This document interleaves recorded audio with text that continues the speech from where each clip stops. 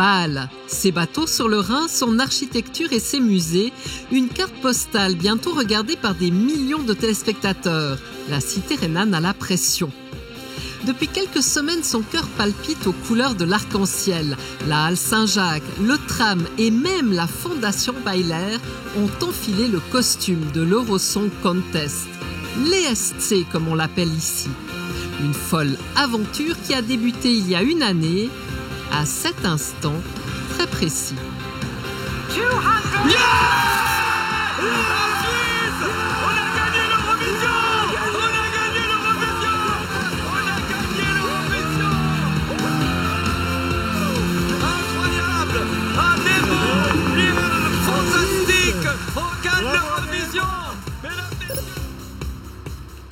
Mardi dernier, dans la cour de l'hôtel de ville, quelques médias triés sur le volet patientent. Une étrange créature apparaît. C'est Lumo, la mascotte de l'Eurovision, créée par une étudiante de la Haute École d'Art de Bâle. C'est sa première sortie et ça vaut bien un petit discours du chef du gouvernement. Herzlich willkommen, liebe Lumo. Du nicht Lumo Fragen stellen, weil Lumo redet nicht. Lumo ne parle pas et ses déplacements sont compliqués. Avec son champ de vision restreint, la mascotte a besoin d'un guide. Achtung, stopp. Jetzt ein Schritt runter. Perfekt. Alors j'aime bien cette mascotte, elle est magnifique, elle est drôle aussi. Et ça symbolise l'ESC assez bien, je trouve. Et maintenant, si on va à la mascotte, on sait, oui, c'est vraiment proche maintenant. La fête approche, certes, mais pour les bains de foule, Lumo devra patienter encore un peu. Pendant l'Eurovision, des centaines de milliers d'hôtes vont converger vers Bâle. À 2 pas de la ville, dans le paisible quartier de Saint-Alban, Tobias Wettstein et sa femme tiennent l'auberge de jeunesse depuis 15 ans. Jamais ils n'ont assisté à une telle ruée sur les réservations avant même la victoire de Nemo. Je retournais le matin, le lendemain, et puis voilà, c'était très plein. J'ai dit voilà. Parce probablement ils ont pensé que Nemo il va gagner. Alors ils ont commencé à réserver pas seulement ici, dans tous les endroits possibles en Suisse, pour avoir le meilleur prix. Parce qu'en plus, Suisse, pour les Européens, c'est assez cher. Alors, comme ça, ils peuvent au moins profiter. Pour ceux qui n'ont pas anticipé, il reste des chambres à des tarifs raisonnables. Seuls certains privés font flamber leur prix, comme ce studio à 3 428 francs la nuit. En France voisine, les hébergeurs se frottent les mains. Quasi tous les hôtels affichent complet depuis août déjà. J'avoue ne pas suivre l'Eurovision comme malheureusement beaucoup de l'équipe. Et en fait, c'est une réceptionniste qui nous l'a fait remarquer. Au bout d'un moment, on a effectivement adapté les prix puisqu'on a vu la montée en charge se faire petit à petit. Et on a fini par vendre nos dernières chambres en doublant leur prix. 300 € la chambre pour cet hôtel spa 4 étoiles. À Delémont, à 40 minutes de Bâle, Robin Chetla gère 2 hôtels. Lui aussi espérait des retombées. Et les 2 demandes de réservation qu'on avait eues il y a à peu près 2 semaines, est-ce que tu as eu des nouvelles ? Alors j'ai eu des nouvelles, je pense qu'ils vont être relocalisés sur un autre hôtel. Okay. Parce qu'on est trop en périphérie. Trop en périphérie. Okay. Ça va pas jouer. Dommage. En ayant un peu comparé ce qui se faisait sur le marché, notamment de Bâle, on a vu des prix augmenter x2, x3, x4 pour certains, si c'est même plus pour d'autres.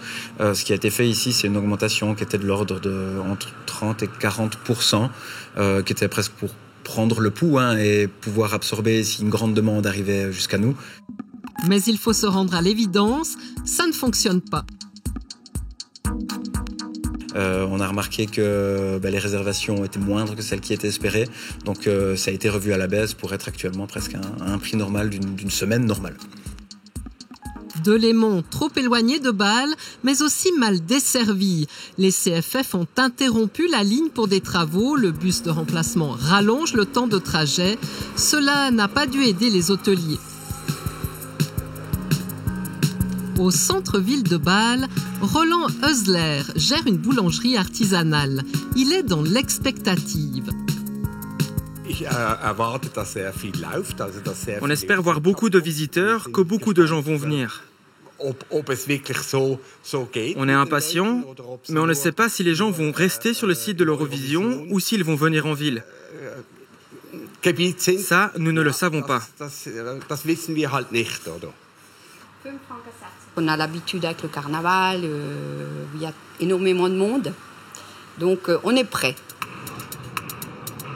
À 2 pas de là, sur le marché, ces commerçants, eux, ne piaffent pas d'impatience. L'Eurovision, très peu pour eux. Jusqu'à il y a 7-8 ans, l'Eurovision, ça m'impressionnait, j'aimais bien le regarder. Mais avec toute l'excitation autour des LGBTQ, le maquillage et tout le tralala, c'est devenu trop pour moi. Ce vendeur de saucisses craint des débordements. J'ai le sentiment qu'en raison du nombre de visiteurs, plus de 250 000, la police ici à Bâle ne peut pas garantir la sécurité à 100%. Nous avons contacté la police cantonale bâloise pour savoir si elle assurait et avec quel effectif. No comment à ce stade.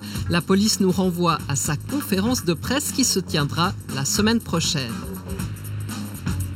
La halle Saint-Jacques, l'antre du concours, devenue véritable forteresse. Les services de sécurité sont sur les dents. Impossible d'entrer sans accréditation. Le pass de ce musicien ne fonctionne pas. Problème, car dans 10 minutes, il doit commencer sa répétition. C'est la chef de la sécurité en personne qui gère l'affaire. Qu'est-ce qui se passe là ? Son badge ne fonctionne pas en fait. Donc il peut y avoir plusieurs raisons. La première, c'est qu'il y a un dysfonctionnement technique.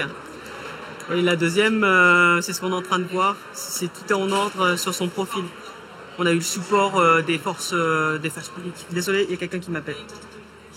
Yes, Corona. Okay, so my deputy will come and will escort you to the catering. Good. Problème résolu. Problème résolu. Et c'est comme ça tout le temps ? Non, heureusement pas. Là, c'était un problème technique. Ex-officier de la marine française, formatrice en sûreté et en arts martiaux, Aurore Chattard a la sécurité dans le sang. C'est le plus grand événement de divertissement au monde. Donc on attend du monde et puis sur la base des leçons apprises des années précédentes, on sait qu'il y aura des gens qui vont venir pour aussi désapprouver l'événement ou simplement bénéficier, prendre l'opportunité de l'événement pour passer un message. Comme l'an dernier à Malmö en Suède.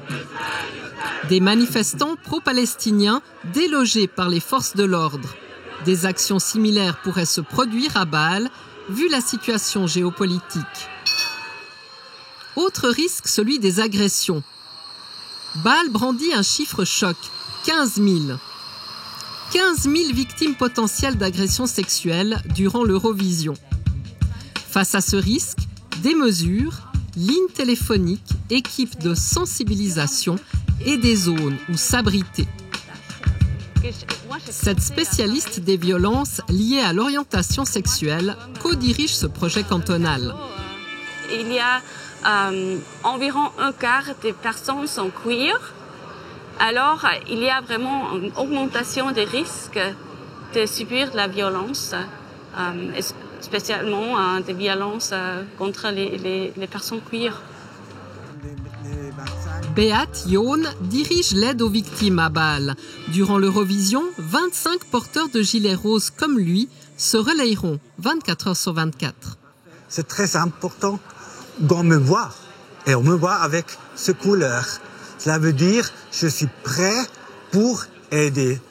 Parce que nous voyons maintenant dans la situation mondiale, on a une population qui est très ouverte, et une autre population qui qui dit non, seulement le système binaire est acceptable. Et ça peut être que ces deux spectres se combattent, on ne sait pas. La manifestation se veut inclusive, mais aussi durable. La nourriture servie sur les sites de l'Eurovision sera entièrement locale, avec 80% de plats végétariens. La gérante de ce café bio approuve cette stratégie cantonale. Je pense qu'il y a de plus en plus de gens pour qui c'est très important. Et nous ne pouvons pas fermer les yeux là-dessus. Bâle se tourne vers l'avenir, veut être durable. Nous faisons beaucoup pour cela à Bâle-Ville.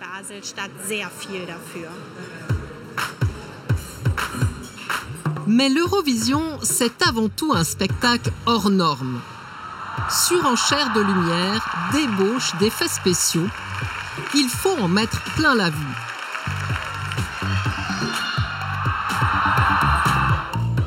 Alors, à quoi va ressembler la scène cette année ? Nos équipes n'ont pu filmer que les prémices du montage. Mais impossible de voir le résultat, c'est top secret. Même les artistes qui ont travaillé sur scène n'ont pas le droit d'en parler. Chorégraphe et danseur, Kevin Bagnier n'a pas pu partager son expérience avec ses 1 700 000 followers sur TikTok. À l'exception de ce clip. À 23 ans, il a eu le privilège de jouer les doublures pour la préparation du spectacle. Waouh, c'était incroyable de se tenir sur cette scène, dans cette immense salle, simplement de se dire quelle chance d'être sur cette scène.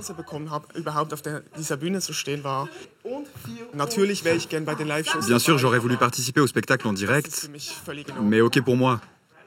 Yasmine Wider n'en revient toujours pas. C'est son école de danse qui a été choisie pour ce travail de l'ombre. Je suis tellement fière que je n'ai pas de mots. Je suis sur un nuage de bonheur, une bulle de bonheur.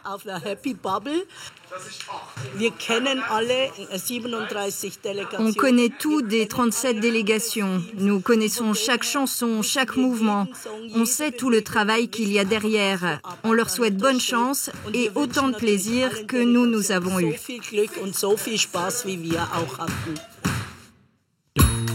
Si vous aussi, vous voulez voir à quoi ça ressemble, rendez-vous le 13 mai pour la première demi-finale.